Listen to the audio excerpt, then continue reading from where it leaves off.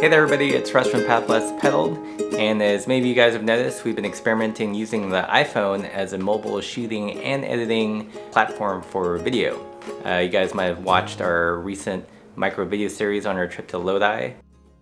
Got some surprisingly good results, I think, at least for a first outing, and I learned a couple things along the way. This video, I want to share with you 3 things I learned about editing on the iPhone. Tip number 1 is how to add B-roll on top of a clip to make it a little bit more visually interesting. So we have a clip here of Laura talking about this white wine that we had at this wine tasting, and to make it a little bit more interesting than just a talking head, we're going to put some B-roll on top of it. So we're going to go into our media browser, this is iMovie by the way, and find the clip that we want to drop in.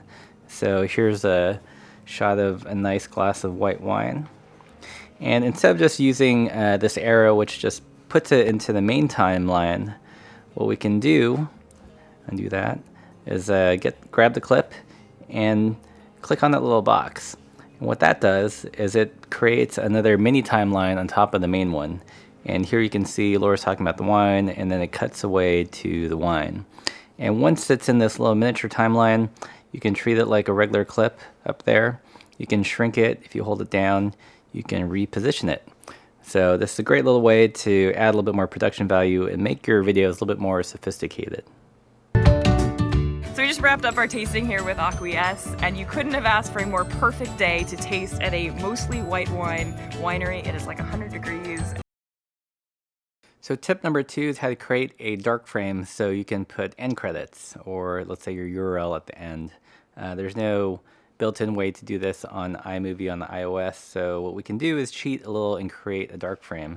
And we do this by clicking into the camera, activating that, switching into photo mode, and just making sure no light reaches the lens here, and take a photo, and use the photo. And you can see here's our clip, and then a dark frame, and on top of this, we can then add titles, you know, whatever you want to do. I'm just going to leave this like that. And there you go. We've added a dark frame, and now we can put a title, a URL, or what have you. So tip number 3 is a variation of the last one, and it's how to create a screen grab to use it in the opening of the clip. So say you wanted to create a thumbnail that was relevant and use that as the first frame in your video.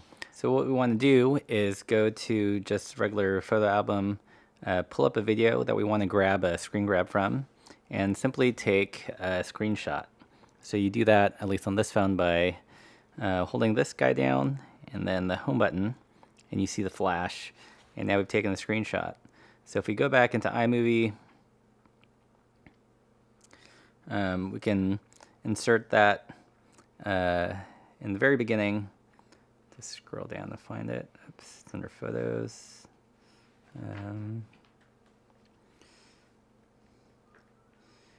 There's our recent screen capture. Now we can add titles on it. As you can see, it kind of adds the Ken Burns effect by default, but you can shut this off by just clicking on the thumbnail on the timeline and then clicking this guy off. So no more Ken Burns, and we can add titles to our heart's content. So that's it for our tips on using the iPhone as an editor. Hope you guys found it useful. If you enjoyed the video, learned something new, or want to keep abreast to the new vlogs that we're going to be doing, don't forget to subscribe, and if you like the video, give it a thumbs up. Thanks for watching.